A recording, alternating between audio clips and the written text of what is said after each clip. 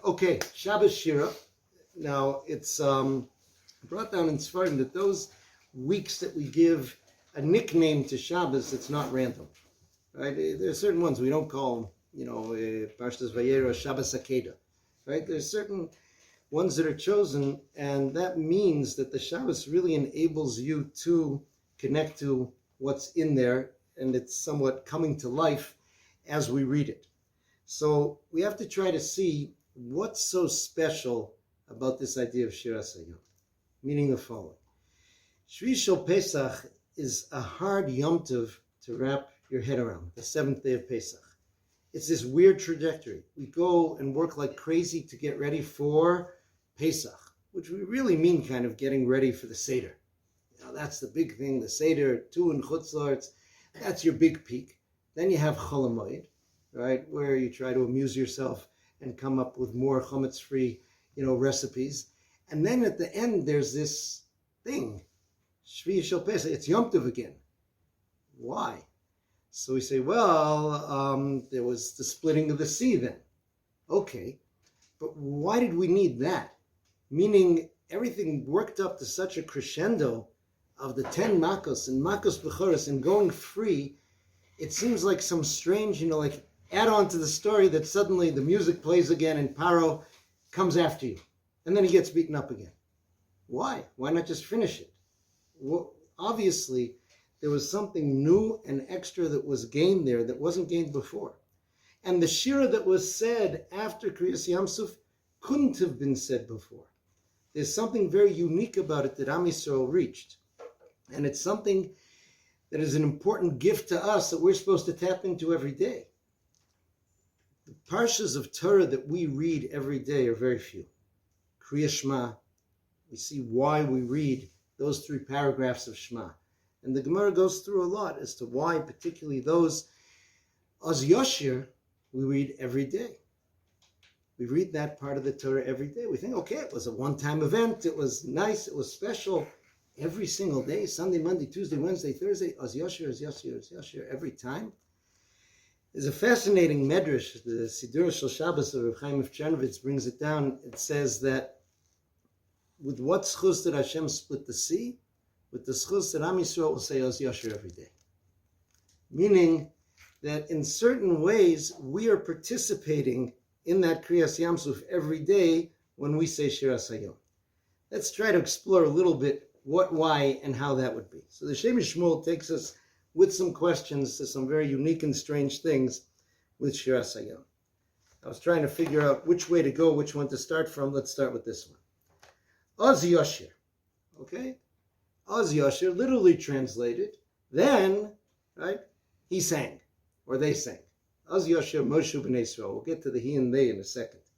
So Rashi says, Oz kshara hanes ola belibo she'ashir. When he saw the miracle, ola belibo, it came to his mind, it came to his heart. He said, hey, I think I want to sing. So he asks, Lama nichtav klal she'ola belibo, right? Why even tell us that? He says, a person doesn't do things that you didn't think of doing, right? In other words, if a person is going to start, if I would start singing, right, along Niggin here right now, somebody says, why did you do that? I obviously had some kind of plan, right? I obviously had some reason. I thought, I'm going to sing a Niggin now or something. I don't know. Maybe I forgot what I was going to say and I want to buy time. Maybe I thought people were falling asleep. Maybe it's just for Yud Kislev or something. Shvat, to sing a Niggin. I don't know. So why does it tell us they wanted to do this? So he says, this is connected to the other unique thing about Az Yoshir. He says, Hinezeh Pele. This was a very amazing song. Shekulam kivnu b'lashon echad. In other words, unlike the song of Miriam kind of that's described as being responsive, Az Yoshir, it doesn't say here that Moshe said a line and they sang after him, but they all simultaneously sang that song with the lyrics, with the words. They all had the words. It all came out of all of them. He says, now the only way you can have such a thing, that a song that's never been sung before, and even two different people suddenly sing that song, the only way that could happen, he says, is b'derech nevuah, is if somehow we're each tapped into prophecy. Okay, that this is a song that's really a prophecy that's coming into the world that we're expressing. But he says even that doesn't do it, because two prophets would not express their prophecy in the same way. Chazal say this. It's in the Sifri in Parshas Matos. Kol hanavim nisnabu b'loshon kol, mosif aleim Moshe shnisnabe b'loshon zeh. Okay, Moshe Rabbeinu had a particular level of nevuah that he would say zeh, but other Nevi'im would say ko, like this. And ein shnei Nevi'im misnabim b'signon echad. Two Nevi'im could be giving over the same message from Hashem, but it comes out in a different style. Right? Chazal ask why. Right? At one point they went to Chulda HaNevi'ah. When there were other Nevi'im who were available, they said, no, because a woman is more merciful, so she would give the nevuah over in a more merciful way. Meaning that the Navi affects how it's coming. So, therefore, he says, this wasn't even just a nevuah. Along with this, we have in the Chazal that says, not only did every Jew who crossed the sea sing this song, but even the embryos in their mother's wombs sang this song. Okay, that's already tricky, because they don't even have the kelim to sing the song. They just physically, they don't have the development, they don't have the thing. So he says, so what was this? What was happening? He says, what was happening was just like Moshe Rabbeinu, who said, I'm aral svatayim, I can't speak properly. And Hashem said, Anochi ehyeh im picha, I will be with your mouth, meaning there's a level of nevuah that can come where you really are just a microphone, so to speak. That the song that's coming into the world is a song that's coming from above, a song that's hidden in the world that everyone is tapped into. And it comes out of everyone in that same way. So he says, in the shira, Bnei Yisrael didn't really do anything. It happened to them. The shira came out of them. So then, what's special about the Jewish people saying the shira? So he says, that's what Rashi's bringing in. Allah belibam lashir. They wanted to sing. And they didn't just to sing. Yosef Yudalei Bloch, the Rosh Hashiva, tells in Lithuania in his Sefer Shirei Das, says we have to realize song doesn't mean like, I have an ice cream and I hire somebody to make up an advertising song about my ice cream. And he sits there in his studio till he comes up with a song. When we talk about shira, that's something that bursts forth from a person. So he says the shira, in order to give this shira, the person had to be prepared. Right? The person had to want to do so. And therefore, he says, if the Jewish people didn't want to sing, if there wasn't this tremendous desire from every single Jew that was there to want to sing to Hashem, that song couldn't have come through them. And that's why it's considered their song. It came to them, but they were prepared for it. They wanted it. They wanted to bring this song into the world. So that's a fascinating thing which is there. So Shiras Hayom is really something tremendous. Shiras Hayom is not a poem that somebody came up with. Shiras Hayom is a song that existed in the universe and came into the world through Bnei Yisrael. Okay, so what does that mean? We were just this kind of supernatural microphone for the song? No. We tuned ourselves in. The desire of Bnei Yisrael to do this was the key. Now let me share it with you. Again, I say for some reason in the Schos of the Tzibor, oftentimes Hashem helps me find things in the last minute just before. I was coming here to a beautiful shir from Rabbi Tzion Chorsky from Milwaukee. You can find it online on Torah anytime. And he has a tremendous reach in all sorts of Sfarim that other people don't know about. So he was quoting a sefer called Orach L'Chaim. The sefer Orach L'Chaim was a Talmud of the Maggid of Mezrich. And he said the following. It says, Vayar Yisrael es Mitzrayim meisal svas hayom. Am Yisrael saw the dead Egyptians by the ocean. Right? Vayiras Hashem ve'aminu b'Hashem with Moshe avdo oz yosher Moshe. And then they sang. So what is it about seeing the dead Egyptians that got them to sing. That seems to be how it goes. In other words, the amazing thing of Kriyas Yamsuf happened. We can also ask, they didn't say a song like this about all the 10 makkos that happened in Mitzrayim. We did mention last week that the whole Leil HaSeder is kind of a hallel in and of itself, but it was nothing like this song. Why only now? And why only when they saw the dead Egyptians? So here he says an amazing thing. Rashi brings, why is it that Hashem caused the Yam to spit out the bodies of the dead Egyptians onto the shore? So he brings from Chazal that Bnei Yisrael could have been afraid. They could have been afraid. They didn't see what happened. They made it through the Yam Suf. The water came crashing down. But we have to realize the trauma that these people had been through, and they were grandchildren of people who had been through trauma for centuries of slavery and torture. Said maybe they're still there. Maybe they're coming back. I'll tell you a shocking story. The Rabbi Fyvel Shuster in Givat Zev told us just last week. He said when he was a kid, around 1964, I think, he said that they captured Eichmann in South America. This amazing Israeli operation captured Eichmann. Now he said he had an aunt who was living in America, who was a Holocaust survivor. And after the war, she had got herself together, she got married, she had a family, she was functioning. When it came out on the news that they captured Eichmann, she had a breakdown. It took her months to recover. And as a kid, he said he couldn't understand it. First of all, Eichmann was thousands of miles away, and they captured him. He was in chains, and he was going to go on trial. He said only then did he see the power of the trauma that was there. That fear that he's alive, he's out there, maybe he's going to come get me again. That fear which is there, that's what Rashi is describing here with Mitzrayim. Right? It's true, you have an Amud Anan and Amud Eish, you have all these things, but this isn't rational. This is trauma. This is, maybe they're still going to come for me. Maybe they're still out there. HaKadosh Baruch Hu said, I'm going to have the Yam spit out those Egyptians onto the shore. You will see that they're finished. The Medrash even says that he enabled each Jew to identify, that was the one who beat me. That was the one who tortured me. That all of those enemies you were able to see and get, so to speak, that closure and that comfort. So here's what the Aruch LaChaim says based on that. He says, we find that when Moshe Rabbeinu came and told the Jews that it's time to go, they couldn't hear it.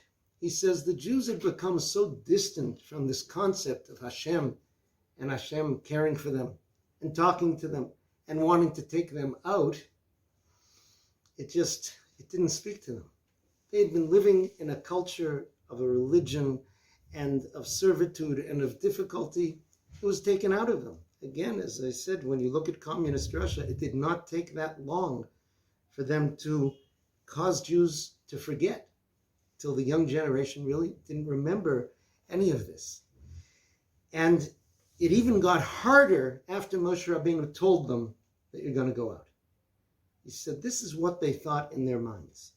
I said, okay, it is true. Moshe Rabbeinu tapped into something that we had in our tradition. He said, Pakod pakadati eschem. This is the code that Yosef gave over to them. He said, Pakod yifkod elokim eschem. Hashem is going to redeem you. Moshe Rabbeinu knew the formula. He gave them the code words. And they said, okay, so we knew it was passed on to us that we had these ancestors, Avram, Yitzchak, and Yaakov, and that there was a promise that their descendants would get out of slavery in their merit. So he said what went through their mind is, it could be that it's time that God has to pay his check to those great giants of the previous generations and take us out. But they were great tzaddikim, and they knew lots of things. We don't know anything. We're terrible Jews. We serve the Egyptian gods. Hashem must hate us. He's going to take us out because he has to, but he hates us. And therefore they felt, yeah, he's going to take us out. But look, it's even getting worse. He's torturing us even more. He said, all the makos in Mitzrayim, they could have continued feeling that. It's there. Okay, Yeah, he's giving it to the Egyptians in honor of Avram, Yitzchak, and Yaakov, not us. He told us to make a Pesach Seder so he can take us out because of Avram, Yitzchak, and Yaakov, not us. Here, when they went through Yam Suf, and Hashem caused this supernatural thing for them to see their enemies come out onto the shore, they said, now we see that Hashem loves us. He didn't have to do that. He felt our fear. He felt our trauma. He wanted to bring us peace. He wanted to calm us. He wanted to soothe us. Here we saw that he loves us. And then, Vayaminu b'Hashem of Moshe Avdo goes all the way back to everything else that happened in Mitzrayim. And they look back and they said, you know what, even during all those times that we didn't understand, he loved us then also. Oz Yashir. And then they wanted to sing to Hashem. Now they didn't have the words. They didn't know the words. But their desire to sing to Hashem was so powerful, they were reconnecting in the most powerful way that they became the mouthpiece for that song to come into the world. That was what was happening there. That's what the Shem MiShmuel explains to us here. Another piece from the Shem MiShmuel in the Haggadah. So he explains the following. He says, the Zohar HaKadosh asks, why does it say Ashira la Hashem? Right? Singular. We said Oz Yashir Moshe Bnei Yisrael. Rabbi, can I probably for a tissue? Thanks. Oz Yashir Moshe Bnei Yisrael. Right? Moshe Bnei Yisrael are a lot of people. Right? So it should be Oz Yashiru. It should be something Ashira la Hashem. I will sing to Hashem. It should be Nashir la Hashem. We will sing to Hashem. Why did it become singular? So the Zohar HaKadosh says the following, okay, and I'm not an expert in understanding the terminology. It says, Maya shira, elo begin dahavu meshabachon tushbachta de matronisa. Meaning they were singing a song of praise of matronisa, literally means the queen. Okay, there's this image in the Zohar HaKadosh of the Malka, of the king, and the matronisa. The matronisa, I think, represents the Shechina, meaning Hashem's presence in the world, which is here. And they were tapping into that, and that was the song that came through them. Okay, so it ties into our previous piece. This was a song that came through them, which was there. Now, how is it that they were able to be unified and sing this song in a unified way to the extent that it was a shira? I will sing. As we said, it was everybody. It was even the embryos in the womb singing it. Why singular? So he brings a beautiful explanation, and it's something he returns to a few times in the Shem MiShmuel. Here it comes from a pasuk. It's in the Sefer Devarim. Lo tisgodedu. Okay, you're not allowed to cut yourself, to mutilate yourself in mourning, right? Or to tear out your hair. Lo tasimu karcha b'neinechem lames. This is one of the mitzvahs that we have. But the preface in the pasuk says, Bonim atem laHashem Elokechem. You are children of Hashem, your God. Lo tisgodedu. Don't cut yourselves. Lo tasimu karcha b'neinechem lames. Don't tear out your hair in mourning over someone who died. So the introduction is tricky. And, right, the idea of why we don't do those things, why we aren't supposed to do those things, has to be understood. What makes it even trickier is Chazal have a drasha, Rashi brings it down there. Lo tisgodedu, don't make yourselves agudos. Don't split yourselves up into groups, right? You have to have unity. Now, okay, we can see the shorish of the word good in there. Lo tisgodedu means to cut up. Aguda, in certain ways, is a grouping together, but it can also be a separation from another group. It seems to be a very far reach to connect those two things. Slicing yourself up in mourning, creating splits in the Jewish people. So he says, his father, the Abnezer, explained the following. He said, according to the Zohar HaKadosh, again, he says, why is it that this is forbidden? Because Am Yisrael are bonim l'Hashem. And this you find in the Rishonim, in the Chumash also, the Ramban, the Ibn Ezra talking about these things. We understand that our essence is an eternal soul. That chelek elokam imal. Right? That's us.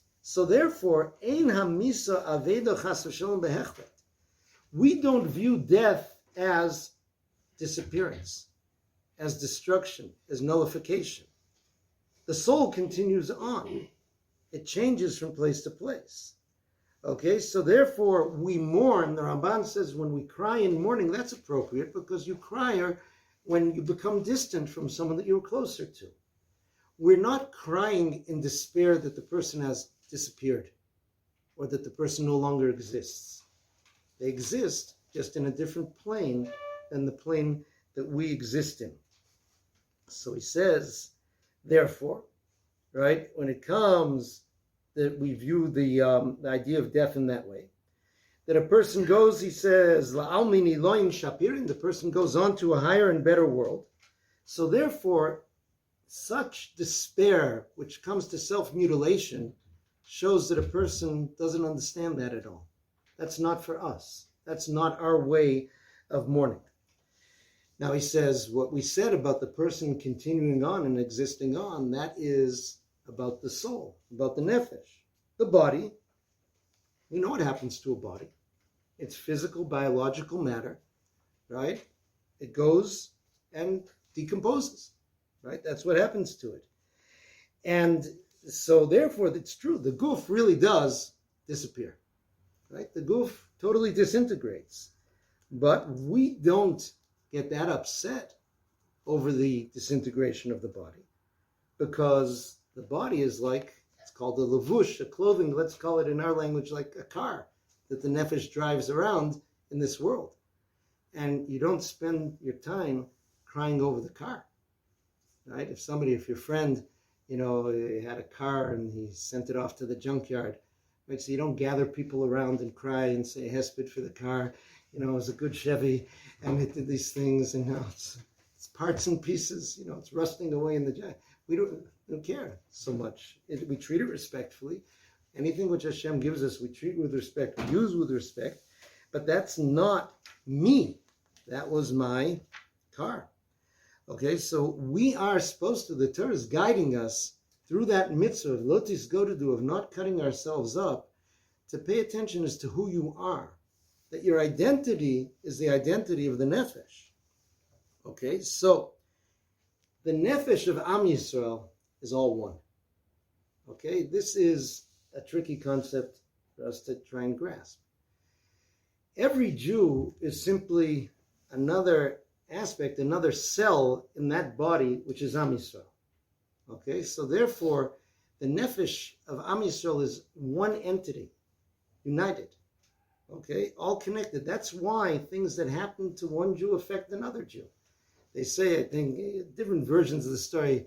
I'd heard it about Rabbi Yitzchak Elchanan of Kovna, that he said that when a Jew in Kovna says Lashon Hara, a Jew in Paris intermarries. He says, because the Jewish people are all interconnected. It's one soul.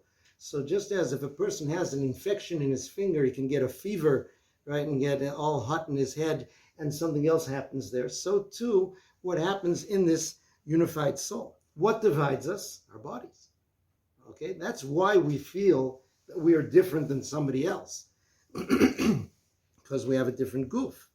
So here you get into separations. I'm an individual, you're an individual, then we get a group of bodies together, and now we're our group, another group of bodies, we're their group. But in reality, he says, in terms of the nefesh, if we would be nefesh people, so then we would love the other person as ourselves, l'reacha kamocha, because that other person really is us and we are them. Okay, so here, what happened to Bnei Yisrael were the following. Kriyas Yamsuf was different than what we went through with the other Makkos, because in Kriyas Yamsuf, we went into the ocean. Now he says, Chazal say the following thing.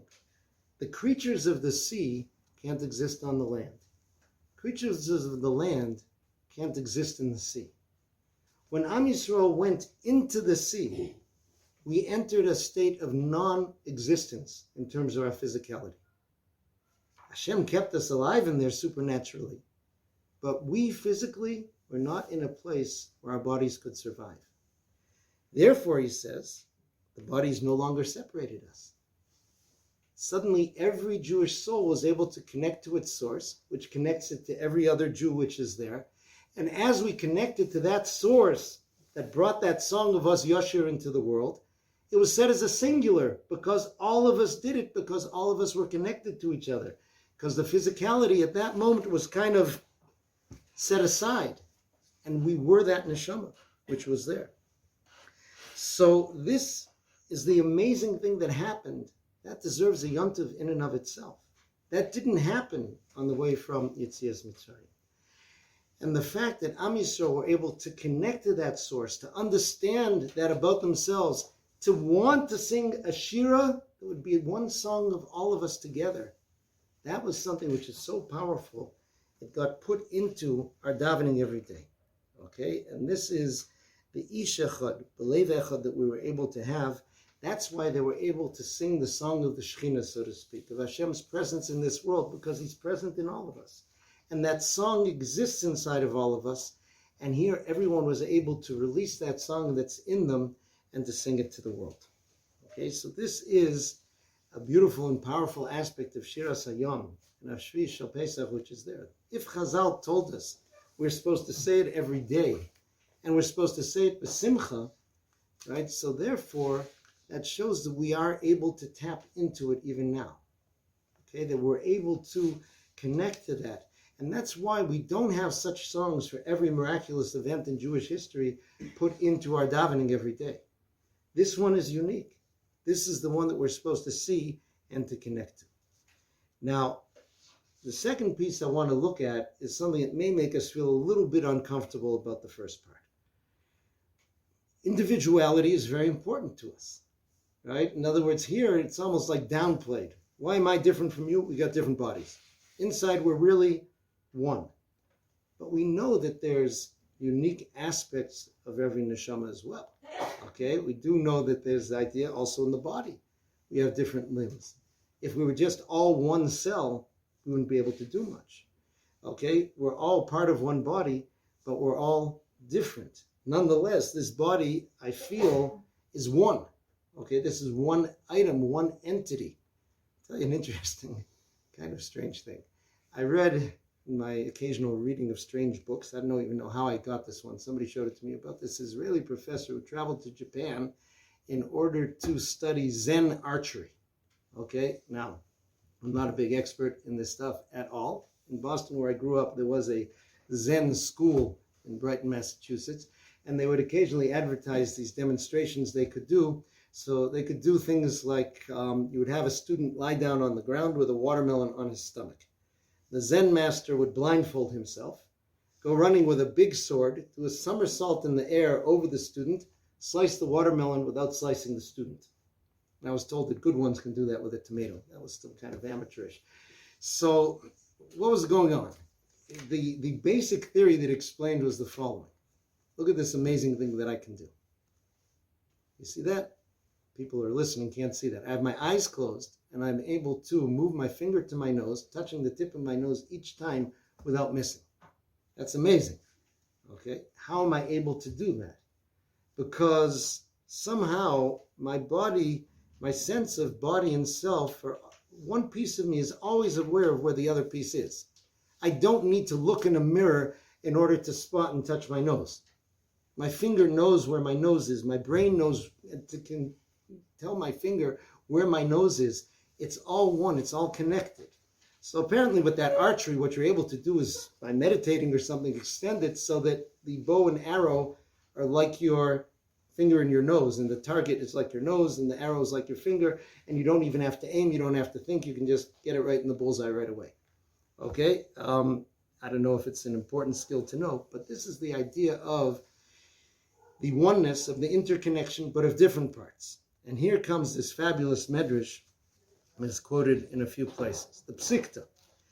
It says, Keneged shneim oso shvotim nivka hamayim. Okay? The Yam had different pathways. 12 different pathways. Each shevet had its own little runway through Yamsuf. Now here we were talking about this whole experience, bringing the oneness of Am Yisrael, oneness to the extent that we're all like one entity, one soul, was this idea about 12 different pathways. And it's brought from the pasuk that we say in Tehillim, Legozer Yamsuf Ligzorim. Hashem sliced Yamsuf into slices. Ligzorim. It wasn't just that he split the Yamsuf. There were different slices. Okay, but this is the way it's described. It says, Amar Rabbi Yehuda bar Ilai, Kivan sheyodu Yisrael al hayam. When Am Yisrael came into the sea, Nikra lahem Yamsuf, it did divide up in that way. And the water was like walls, but there were chalonos. There were windows in those walls.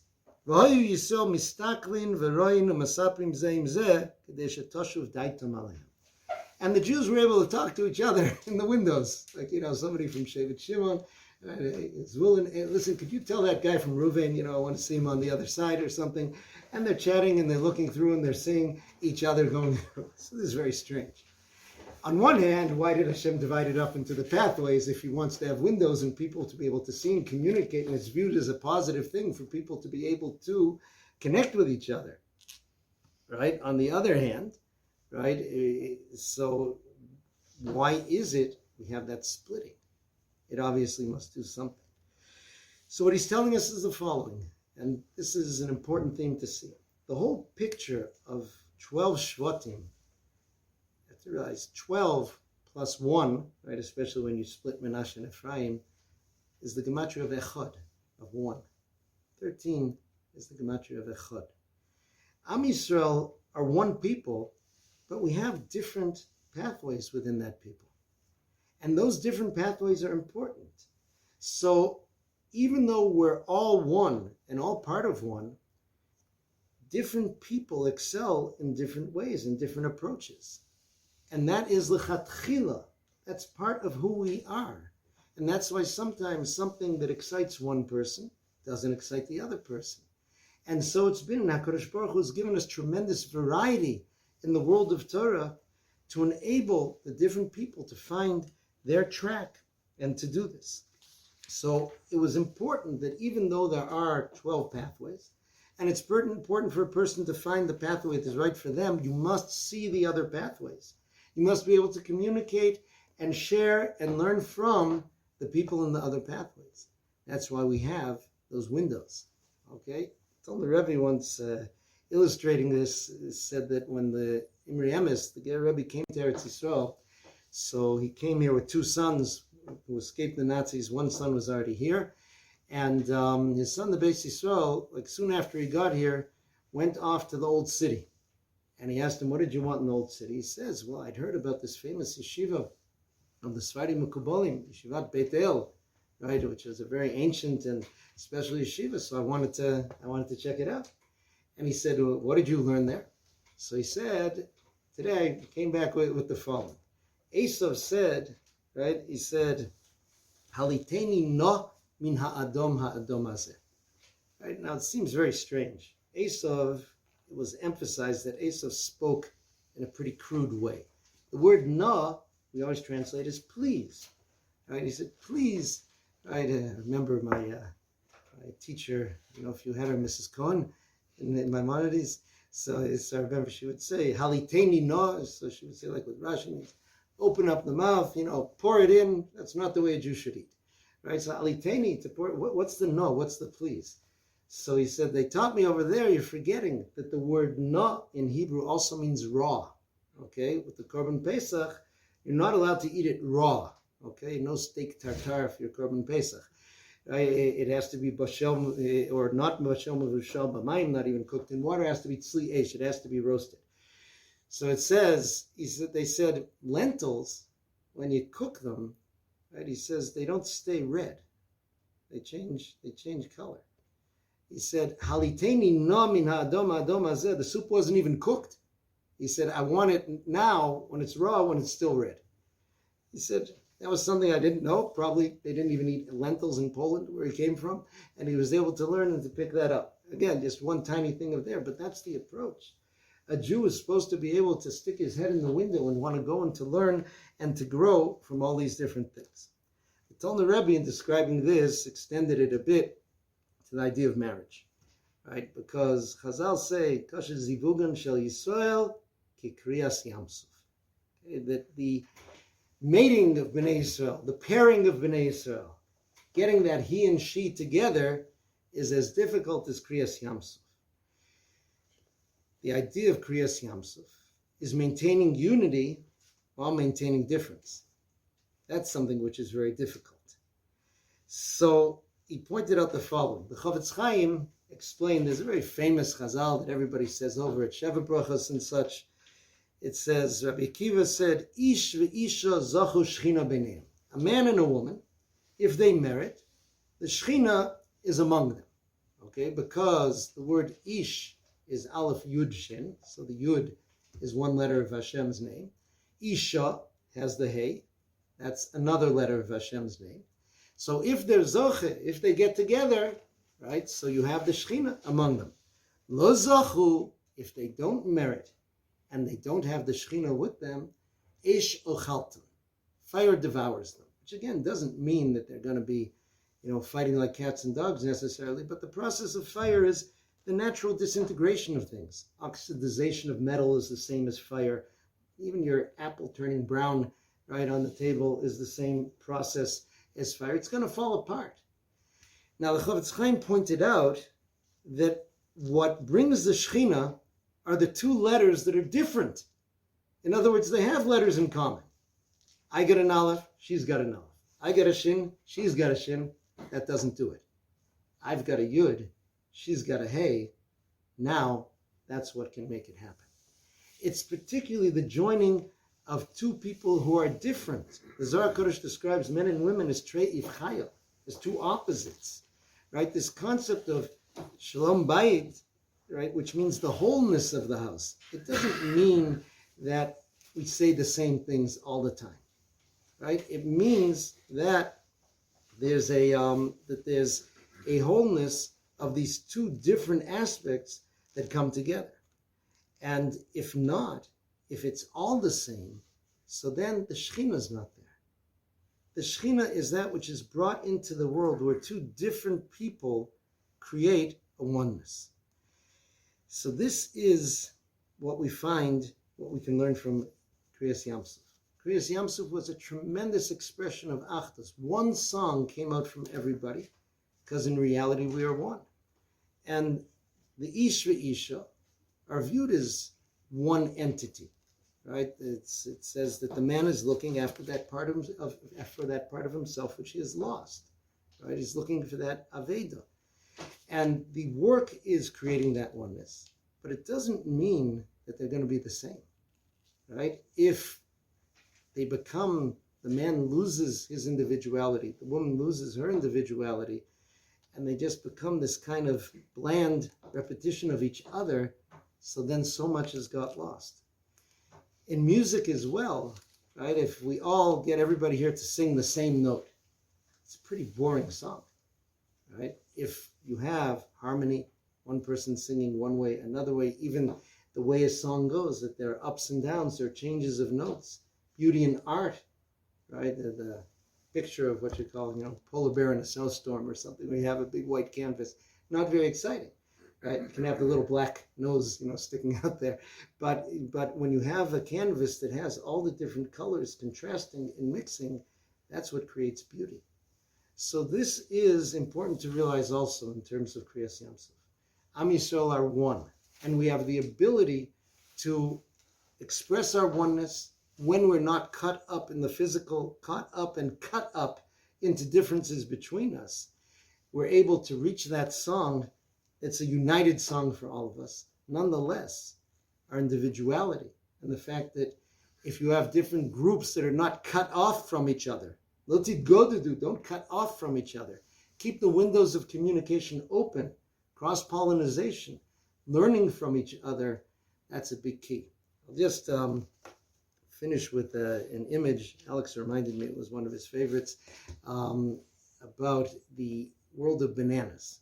Okay, in botany, you have some fascinating things. I was my attention came to this when I read an article about a danger to the bananas that were out there in the world a bunch of years ago. The bananas in America, people remember bananas from America, those of you from America, tended to be a bit bigger and yellower than the ones you have here. They were a particular breed of banana, a species called the Cavendish banana, grew in South America. So the article I read was talking about a phenomenon where fungus got out among the Cavendish banana plantations in South America, and it was decimating the Cavendish banana, right, leaving Americans worried about their banana wheels and their cereal for breakfast. So they immediately tried to get other types of bananas, right, to the market. But then they realized these other types of bananas were also resistant to that fungus, and they were able to crossbreed that with the Cavendish banana, and then the Cavendish was back just with that fungus resistance that it got from the other one. And this botanists around the world are creating these living museums because there are so many different types of plants and fruits that we don't see on our shelves. We think there are 5, 6 types of apples in the world. There are hundreds. Why don't we see all of them? Because they're not so pretty, they're not so sweet, but each one has its particular power, its particular sgula that you have to see. There was a type of wheat that went out of popularity because it didn't produce that many kernels. The whole name of the game when you're growing a stalk of wheat is you want as many big kernels on there as you can. But suddenly someone remembered, but that type of wheat didn't need much water. And in Africa, where they don't have much water, that could be an excellent type of wheat to grow. So this idea of crossing over, of mixing advantages of different things that are there, this is something that's key to Am Yisrael. That's what those windows in Yam Suf did. And HaKadosh Baruch Hu gave us the ability in our generation, perhaps more than other generations, to be able to tap into so many different streams of Torah. Right? It used to be sometimes just by geographical separation. When you were in a town, Torah that was in that town was the only Torah you accessed. The rabbi was the rabbi. The books that were there were the books that were there, and that was all you had. Now people are able to hear shiurim from people around the world, to see sfarim that were written all over and everywhere, and this enriches us. It doesn't mean that a person has to be moving from one path to another every Monday and Thursday. You have your path, but cross-pollinate. Cross-pollinate, open up the windows, gain the strength from this and from that and from the other. Moshe Shapiro Zatzal said, there's a beautiful piyut, he said, that the Sfardim say at the beginning of Yom Kippur. He said, we Ashkenazim don't say it, so I copied it and I taped it in my machzor and I say it, right? It's a great thing. And this is how healthy Jews maintain their identity, maintain the oneness of the Jewish people, and also the variety of the Jewish people. This is a big key for Kriyas Yam Suf, and it even ties in a bit to Tu B'Shvat and the many types of fruits in the world. We'll talk more next week. Chazal actually say that fruit was provided to the Jews in Yam Suf so that they would have a snack as they were going through. It always comes out around Tu B'Shvat time. Everybody have a wonderful Shabbos. May we get to cross through every Yam Suf we have in our lives and to be able to tap into the song that's at the heart of all of the universe. Wonderful.